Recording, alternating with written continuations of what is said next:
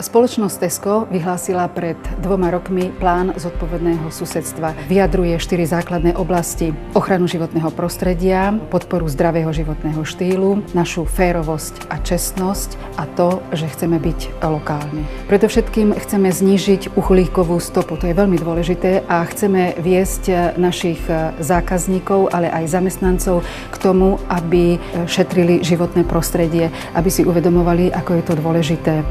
Staviame obchody, ktoré majú všetky parametre ekologických obchodov, ktoré sú úsporné, šetriace na energiu. Separujeme druhotné suroviny, vedieme k tomu tak zamestnancov, ako aj zákazníkov.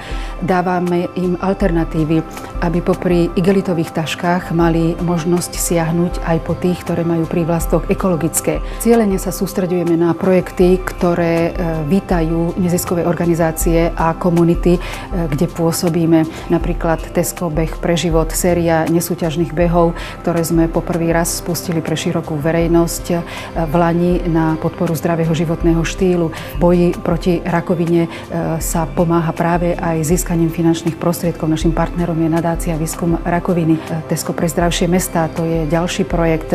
Zaujímavý je tým, že je to vlastne zamestnanecký grantový projekt. Čo menovať ďalej? Tesco Charitu roka alebo verejnú finančnú zbierku Pomôžte spolu s nami alebo Hľadané deti.